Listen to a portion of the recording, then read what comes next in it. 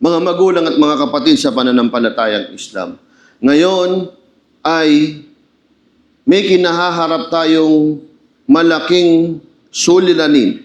Ito'y kinakaharap ng mga magulang at ng mga kabataan ngayong panahon natin ngayon. At ito ay naging mas malalim na, mas malaking problema na ang kinahaharap natin. Ito ay ang makabagong uri ng komunikasyon. Ang paggamit ng social media, kasabay nito ay ang paggamit ng mga makabagong gadget na nagiging sanhi na ngayon na maimpluwensyahan ang ating mga anak ng mga kasamaan na nagdudulot ng kasamaan sa ating komunidad at lipunan. At nawa ay gabayan tayo ni Allah subhanahu wa ta'ala rito. Mga kapatid, ito ay malaking pagsubok unang-una sa ating mga magulang, pangalawa sa ating mga kabataan. Sapagkat madalas, dahil ang mga magulang ay abala sa kanilang mga ginagawa, ang isa sa kanilang ginagawang solusyon upang ang kanilang mga anak ay hindi maging sagabal sa kanilang mga ginagawa ay binibigyan nila ito ng mga gadget na hindi na nila ito nakokontrol ng masyado. Nasa bandang huli, ang nais ng magulang na hindi maging abala ang kanilang anak ay hindi nila alam na ang mga kabataan ngayon ay unti-unti ng kinakain ng masamang sistema ng social media. Kabilang dito ang mga sugal at kabilang dito ang ilang mga online gaming na nagsasanhi na maimpluwensyahan ng kasamaan ang utak ng ating mga kabataan. Sinabi ni Allah subhanahu wa ta'ala sa Quran, "Ya ayyuhalladhina amanu, qu anfusakum wa ahlikum nara." Sabi ni Allah subhanahu wa ta'ala sa Quran, o mga sumasampalataya, iligtas ninyo ang inyong mga sarili, ang inyong mga pamilya sa lumalagablab na impyerno. Ito'y utos ni Allah subhanahu wa ta'ala na iligtas daw natin ang ating mga sarili at pagkatapos nito ay ang ating mga pamilya. Saan? Sa impyerno. At sa pamamagitan minsan ng pagwawalang bahala ng ating mga magulang ay tinutulak natin ang ating mga anak upang gumawa ng kasamaan na siyang magsasanhi na ang ating anak ay mapunta sa impyerno, wa iyadan billah. Sabi pa ng Rasul sallallahu alaihi wasallam, kullukum ra'in wa kullukum mas'ulun an ra'iyatihi. Lahat daw anya tayo ay tagapangalaga at kayong lahat ay mananagot sa inyong pinangangalagaan. Tayo ang nangangalaga, tayo ang mas'ul sa ating mga anak. Marami sa atin, makikita natin sa ating mga magulang upang ang kanilang mga anak ay hindi maging abala sa kanila, ay hinahayaan natin gumamit ng kanilang mga gadget na walang kontrol. Kahit na anong oras ng gabi, kahit anong oras, kahit nasa ang mga lugar, hinahayaan natin. Para ano? Para lamang hindi na natin sila alagaan. Para hindi sila maging intindihin at hindi natin alam, unti-unti nang kinakain ng kanilang mga puso't isipan na dumadating sa punto na inuudyukan sila na gumawa ng mga bagay na hindi lamang haram, hindi lamang ipinagbabawal, minsan umaabot ito sa mga karumal-dumal na mga krimen. Ganyan na ngayon ang kinahaharap ng ating mga kabataan. Yan ang kinahaharap ng ating mga kabataan ngayon na maari sa atin na mga magulang ay hindi natin napagdaanan ito. Kaya medyo bago sa ating pananaw ito. Pero hindi, totoo na ngayon ang mga laro sa social media ay iniimpluwensyahan na ang utak ng ating mga kabataan. Wa iyadan billah. Ito'y hindi lamang nagaganap sa mga hindi mananampalataya. Ito'y nagaganap na rin kahit mismo sa komunidad ng mga Muslim. Bakit? Dahil minsan tayong mga magulang ay nagiging pabaya na sa inaakala natin na ito'y makatutulong sa atin upang hindi tayo abalahin ng ating mga anak, na hindi tayo magbigay ng oras sa kanila dahil sila ay may abala na, hindi na sila nanggugulo, hindi na sila gumagawa ng mga senaryo sa atin. Pero hindi natin alam, sa kabila ng mga hawak nilang gadget, ay tinuturuan na sila ng mga bagay na maari na mag-define o maging resulta sa kanilang hinaharap na kinabukasan. Na maaring sumira sa kanilang kinabukasan. Maliit na gadget, pero ito ang maaring sumira sa kanilang kinabukasan. Kaya sabi ni Allah subhanahu wa ta'ala, pinakamahalagang bilin sa atin, ku anfusakum wa ahlikum naran. Iligtas nyo ang inyong mga sarili at pagkatapos ang inyong pamilya sa lumalagablab na impyernong apoy. Kaya kung nais natin na ang ating mga anak ay malagay sa tabang gabay, bantayan natin ito. Totoo. Totoo na maaring may kabutihan ito. Hindi natin ito winawala. Pero dapat tayo ang mga magulang ang nakakaalam. Tayo ang nagkokontrol. Alam natin kung ano ang kanilang binubuksan sa kanilang mga gadgets. Alam natin kung sino ang mga taong nakakausap nila. Alam natin kung ano ang mga nilalaro nila. Lalo sa mga kabataan na sa mga minoryang edad pa lamang. Sinabi ng Rasul sallallahu alaihi wasallam, Ni'matani maghbunun fihi makathirun minan nas as-sihha wal farag. Sabi ng Rasul sallallahu alaihi wasallam, dalawang biyaya na binigay ni Allah subhanahu wa ta'ala sa tao na kinalulugihan ng tao. No, maraming tao ay nagiging lugi dahil dito. Dalawa, biyaya dapat ito galing kay Allah subhanahu wa ta'ala, pero nagiging lugi ang tao dahil sa kapabayan. Unang-una ang sihha, ang ating kalusugan. Ito'y biyaya ni Allah sa atin. Pero nalulugi tayo pag mali nating nagamit ito. Pag di natin pinangalagaan ng katawan natin, nagkasakit tayo. Ito may physical, mentalidad. Kapag hindi na alagaan ito, ito'y magiging pasanin sa atin. Kalugihan para sa isang tao. Pangalawa, al-farag. Ito yung mga oras na wala tayong ginagawa. At dito sa mga oras na ito, dito pumapasok si Shaitan sa atin. Sa mga farag natin, mga oras na wala tayong ginagawa, hindi tayo abala, hindi natin ginugugol ang mga sarili natin sa mga bagay na kapakipakinabang, sa mga oras na to, farag, hahawakan natin ang ating mga gadgets, titignan natin. Sa umpisa, walang problema, pero unti-unting ginagamit na Shaitan ito upang impluwensyahan ng ating mga anak. Tayo mga matatanda, nakakakita na tayo, alam natin ano ang masama, ano ang hindi.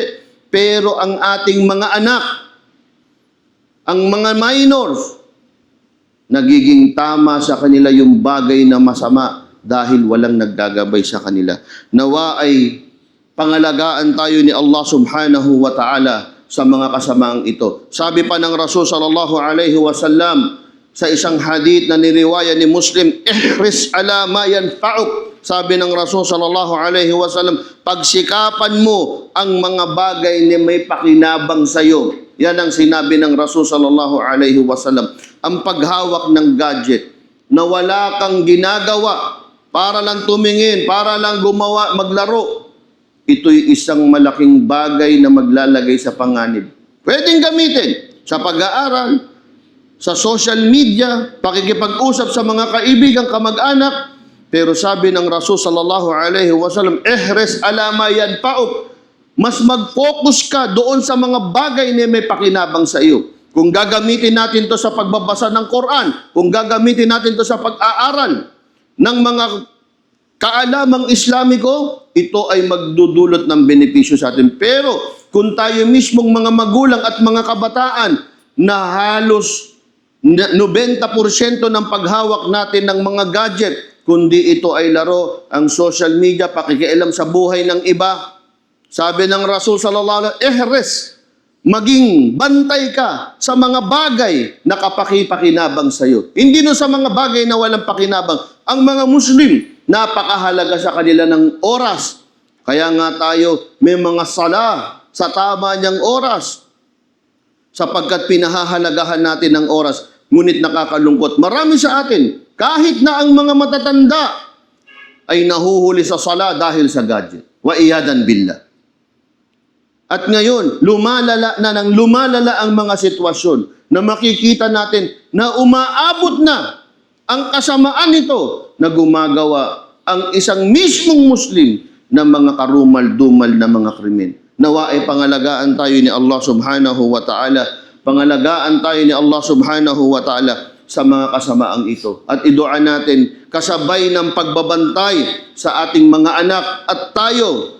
Sabi ni Allah subhanahu wa ta'ala sa Quran, ku anfusakum wa ahlikum naran. Iligtas mo ang sarili mo. Pagkatapos ang pamilya mo. Baka dapat tayo ang mauna. Baka tayong mismong mga matatanda, mali ang paraan natin ng paggamit ng gadget. Mali ang paggamit natin ng social media. Tignan muna natin ang ating mga sarili. Kontrolin natin yung tamang paraan. Wa ahlikum. Pagkatapos naman ang pamilya mo. Magkaroon kayo ng pag-uusap, magkaroon kayo ng batas, rules and regulations sa bahay. Paano ang paggamit ng social media? At tunay nga na makukuha ang kabutihan dito. Meron makukuha, pero nandyan din nag-aabang si Shaitan kung saan siya papasok. Kung paano kanya sisirain. At nawa ay pangalagaan ni Allah subhanahu wa ta'ala ang mga Muslimin.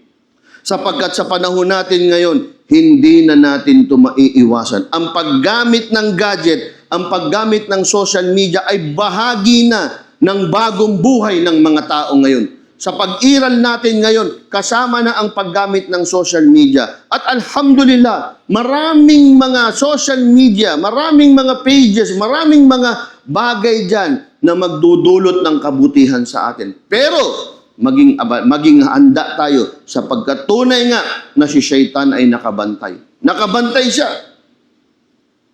Nakabantay siya at nag-aabang siya kung kailan siya papasok. Kaya nawa ay pangalagaan tayo ni Allah subhanahu wa ta'ala, pero ang pangangalagang ito dapat magsimula sa ating mga sarili.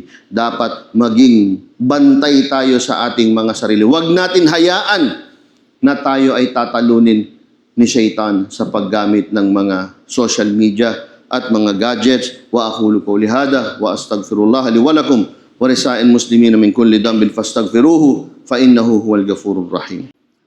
Ang isa sa pinaka epektibong paraan para maiwasan ang sobra at maling paggamit ng social media ay gugulin at palakasin ang Islamikong kaalaman para sa ating mga kabataan. I-encourage sila, utusan sila na maging involved sa mga Islamikong gawain, mga Islamic activities, mga gawain sa mga Islamic center, mga gawain sa mga masjid. Kahit na 1 beses, 2 beses kada linggo, lagyan nyo ng programa ang mga anak ninyo na magkaroon ng pagkakataon na sumama sa mga Islamikong programa. Ito ang pinakamalakas para maging handa ang mga isipan, at damdamin, ang emosyon ng ating anak. Kapag sila ay nagabayan ng Quran at ng mga sunna ng Rasul sallallahu alaihi wasallam, ito ang kanilang magiging pundasyon para pangalagaan ng kanilang intelek, pangalagaan ng kanilang emosyon sa mga masasama at maling impluensya na nasa social media at mga online gaming. Sinabi ni Allah subhanahu wa ta'ala, وَقُلْ رَبِّ زِدْنِ عِلْمًا. Sinabi sa Quran na idua ng mga mananampalataya, وَقُلْ, sabihin mo, Rabb, Panginoon, zidni ilman. Dagdagan mo kami ng kaalaman. At sinabi pa sa isang ayatan ng Quran, Yarfa'illahu alladhina amanu minkum walladhina utul ilm darajat. Sabi ni Allah subhanahu wa ta'ala, itinataas ni Allah subhanahu wa ta'ala, alladhina amanu, silang mga iman, may mga pananampalataya, walladhina utul ilm, silang may taglay ng kaalaman ng antas na mataas. Kaya kung gusto natin ang ating mga anak, ang ating mga sarili, maging handa, magkaroon ng kalasag o panangga sa masamang impluensya ng social media, masamang impluensya ng mga online gaming at mga gadgets, ihanda natin ang kanilang intelektual, ihanda natin ang kanilang mga emosyon sa pamamagitan ng pagpapalakas ng Quran sa kanila, sa pamamagitan ng pagpapalakas ng sunna ng Rasul sallallahu alaihi wasallam sa kanila. Sinabi pa ng Rasul sallallahu alaihi wasallam, silang mga magkakaroon o silang papapasukin ni Allah subhanahu wa ta'ala sa araw ng paghuhukom, sa silong na kung saan ay walang masilungan sa araw na yon, araw ng paghuhukom. Sabi ng Rasul sallallahu alaihi wasallam, wasyabun nasya'a fi ibadatillah, yung mga kabataan na ginugol ang kanilang kabataan sa pagsamba kay Allah subhanahu wa ta'ala. Ginugol nila ang kanilang kabataan sa paglilingkod sa din. Kahit na tayo nasa mga universidad, nasa mga kolehiyo, may mga Islamic organization dyan, ginugugol nila ang kanilang sarili, pagsisilbi sa ating din. Kapag ganito ang anak natin, meron siyang sapat na mga kaalaman sa Quran, sa sunna ng Rasul sallallahu alaihi wasallam, ang mga kasama niya ay mga mabubuting Muslim. Sumasama niya sa mga magprogramang Muslim. Wallahi na-azim, kahit anong impluensya na ibigay ng social media, mga online gaming, magiging matatag ang intelektual ng isang Muslim na merong Quran sa puso, na merong Quran sa kanyang pag-iisip, nasa katawan niya, nasa pagkatao niya, ang sunna ng Rasul sallallahu alaihi wasallam. Wallahi na-azim, hindi siya maiimpluwensyahan ng mga kasamaan na meron sa social media o kasamaan na iniimpluwensya ng mga online gaming. At nawa ay pangalagaan tayong lahat ni Allah subhanahu wa ta'ala dito. Lagi natin sinasabi, ito ay hindi maiiwasan na ngayon. Lahat ngayon ng tao ay gumagamit ng gadget, social media, pero sa isang Muslim, alam niya sa sarili niya ang limitasyon, alam niya ang tamang paggamit, alam niya kung kailan tumitigil, alam niya kung kailan dapat ginagamit ito. Ito ang isang Muslim na handa at hindi kayang impluwensyahan ng mga masasamang impluwensya sa social media.